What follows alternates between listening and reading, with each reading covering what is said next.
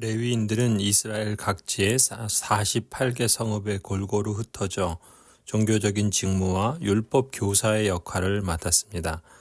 레위 지파 중 제사장들은 제사와 성전 관리의 직무를 수행했기 때문에 생계를 위한 일반 생업에는 종사할 수 없었습니다. 그래서 하나님께서는 언약 백성들이 하나님께 드리는 제물과 11조를 레위인의 생계와 필요로 채워주셨던 것입니다.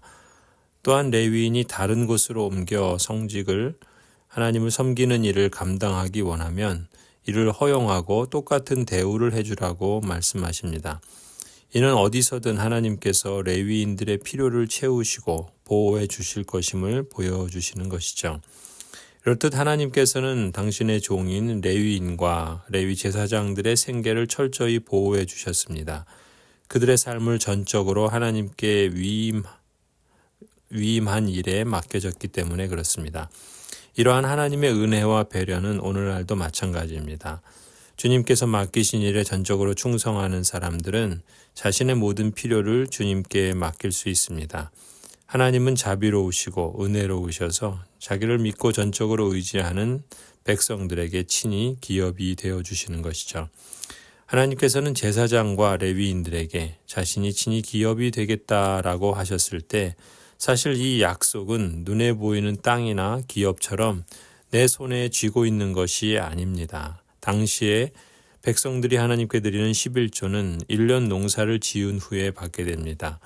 자신의 기업이 눈에 보이지 않기에 불안해하는 사람들도 있을 수 있겠죠. 실제로 이스라엘 역사의 후대에 가면은 11조를 언약 백성들이 내지 않아서 제사장들과 레위인들이 어렵게 생계를 사는 경우도 많이 있었습니다. 그래서 하나님을 기업으로 삼고 사는 것을 회피하는 사람들도 있었고 또한 당장 눈에 보이거나 잡히지 않는 것으로 인해서 그랬던 것이죠. 레위인은 눈에 보이는 것을 따라 사는 사람이 아닙니다.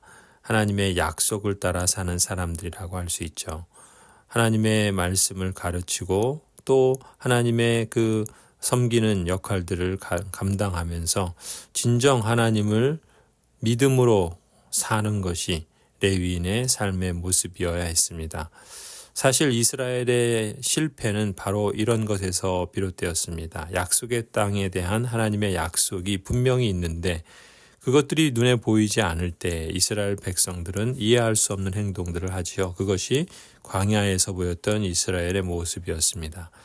하나님께서는 그리스도인이라면 누구나 이 시대의 제사장 역할을 감당하기를 원하십니다. 구약 시대에는 아론의 자손만이 제사장이 될 수 있었지만 이제는 예수 그리스도를 통해 모든 그리스도인이 제사장이 됩니다. 그러므로 이제 레위 지파처럼 내 필요는 하나님께 맡기고 믿음으로 약속을 믿고 주님이 원하시는 것을 따라야 할 것입니다. 눈에 보이는 것에 미혹돼서는 안 되겠지요. 손에 잡히는 것이 없다고 불안해서도 안 됩니다. 하나님을 기업으로 삼으면 하나님께서 채워주실 것입니다. 이것이 하나님의 약속입니다. 그렇기 때문에 오늘도 거룩한 백성으로서의 부르심에 온전히 응답하며 살겠습니다. 저와 여러분이 모두가 이런 삶이 되기를 간절히 소원합니다. 이어서 소개되는 말씀은 하나님께서 다시 한번 가나안 민족의 우상 숭배 행위와 역겨운 일들을 본받지 말라고 경고하시는 내용입니다. 가나안 땅에 들어가면 무엇보다 새로운 삶의 질서를 잡아야 하겠죠. 이스라엘은 가나안 땅에 살면서도 가나안 사람의 풍습은 따르지 않는 구별된 백성이어야 합니다. 무엇보다 가나안 거주민들의 못된 행실을 본받지 말고 구별되게 살아야 하는 것이죠. 그들이 하는 것처럼 인신제사를 따라하지 말아야 하고 그들이 하는 것처럼 무당이나 점쟁이나 마술사에 현혹되지 말아야 합니다. 이스라엘은 하나님의 말씀을 따라 금할 것은 금하고 행할 것은 행하면서 이방인들과 구별되게 살아야 하는 것이죠.